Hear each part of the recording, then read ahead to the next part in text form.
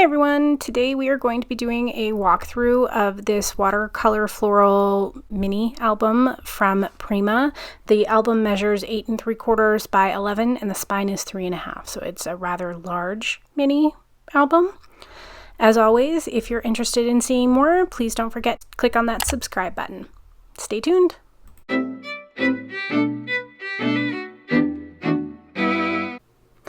Hey and howdy everyone, it's Jeannie with Paper Pixie Ink, and today we are going to be doing a walkthrough of this rather large mini album, if you will.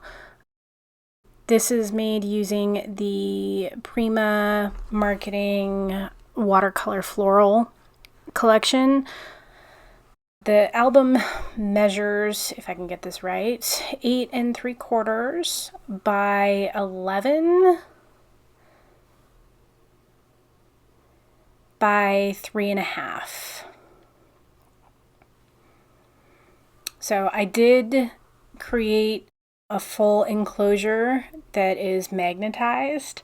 The cover is pretty simple.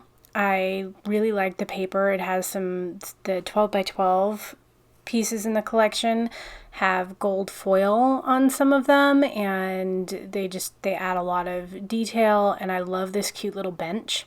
So all I did was add some of the matching flowers from the collection and then a couple pieces of the ephemera. So it just says the best adventure, and then on the right above the 2 pink roses there is a popped up piece of ephemera as well that just really blended well with the paper. I left the spine very plain. Again, this is a piece of the 12 by 12 and it has the gold foil on it, and I really liked it, so I just left it very plain. It also makes it easier to lay the album flat when it's open. And then the back cover, which is plain, and the right spine, I guess, that matches the left spine. So again, it is magnetized. There are 6 magnets on it, so it holds it closed fairly well. When you open it up, on the inside front cover is just a very simple waterfall feature. So this measures 6.5 by 4.5, and there are quite a few of them, so there is a lot of real estate for photos and journaling here. And it does have a magnet closure, so it should be pretty simple to keep the images safe.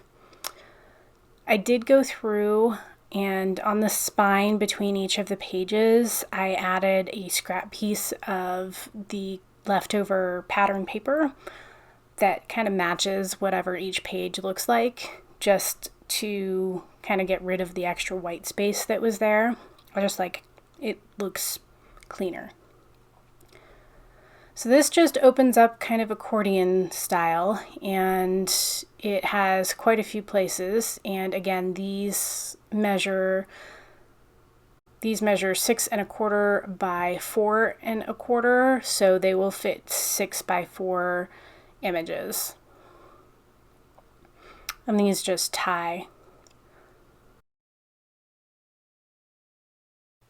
So this page does open up and gives a very large area for photos, and then this side page here just has a little pocket, again more area for photos, and inside the pocket is just some extra tags that I had.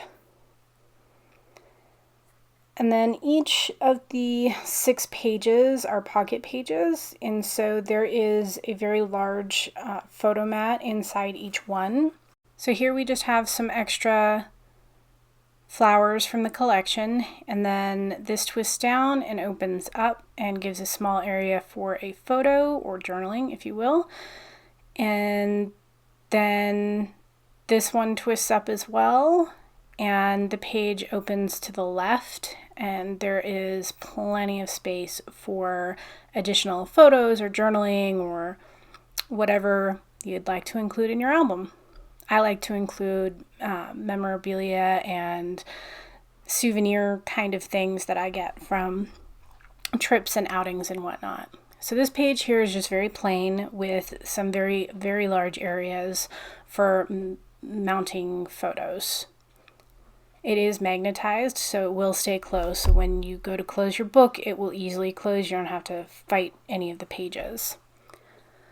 And again, very large photo mat.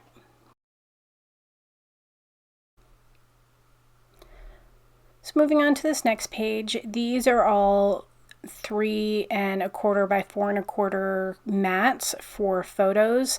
They are all magnetized closed, so there are quite a few places to add photos. And each one says something different, like be yourself. She wasn't looking for a knight, she was looking for a sword. I just found it very inspiring. So these are just open and magnetized closed for ease of use. Now this page is a little fun. So this element comes right off. It is a 3 by 4 journaling card.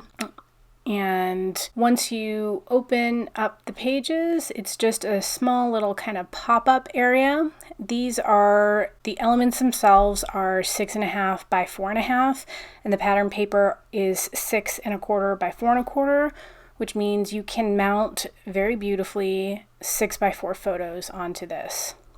And then again, we have another of the extra large photo mats in the pocket. So these are just pieces of ephemera that were part of the collection, and this is a little die cut tag from extra cardstock that I had left over.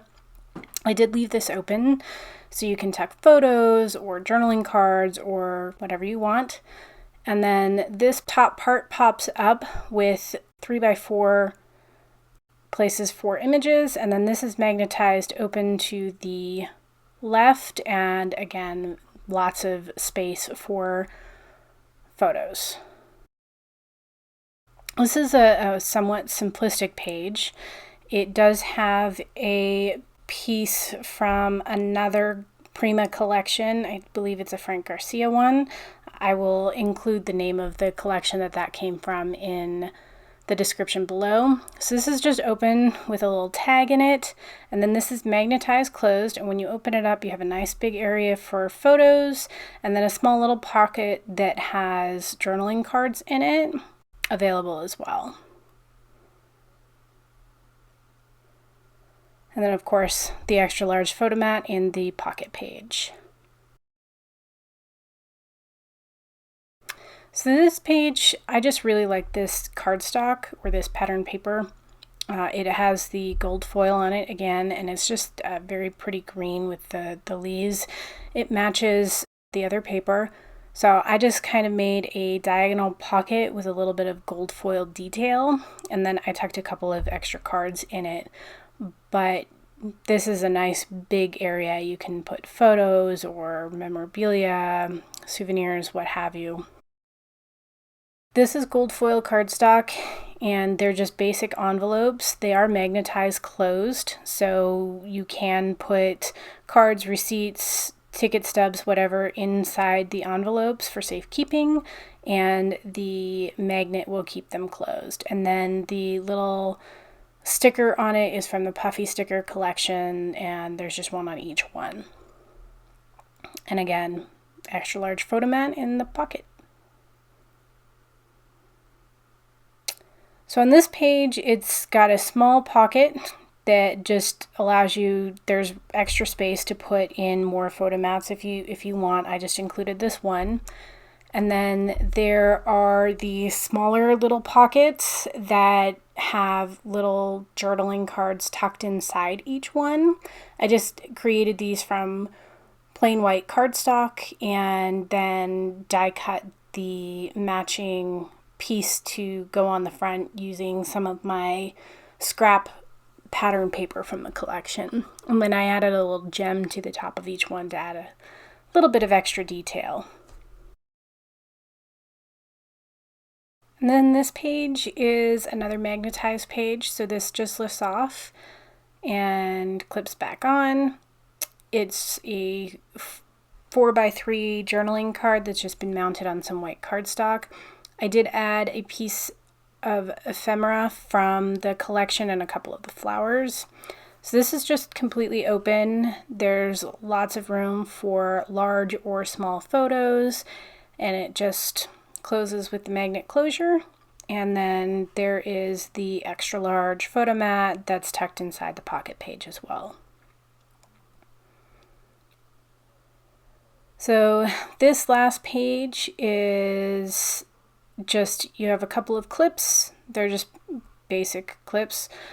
I did add a couple pieces of kind of cream pink colored chiffon trim to them to just add a little bit of extra whimsical detail, I guess. And then clipped inside the clips are some journaling cards from the collection that I've mounted on some white cardstock. And then this is the back of the inside of the back cover, and I have just a journal card that's been mounted on white cardstock, and only the bottom and left sides are glued down, so it leaves it open as a pocket to add, you know, extra photos or journaling cards or whatever you'd like to add. And I've just tucked in some extra photomat cards that I made using some of the additional cardstock that I had from the collection. And then this is just the kind of right spine, if you will, and I just added some of these beautiful butterfly trim to the side of it just because I think it's really pretty. So that's the album, and I will be hopefully editing and getting posted the step-by-step tutorial for this album over the coming days, so please stay tuned, and please remember to subscribe if you're interested in seeing more. Thanks everyone!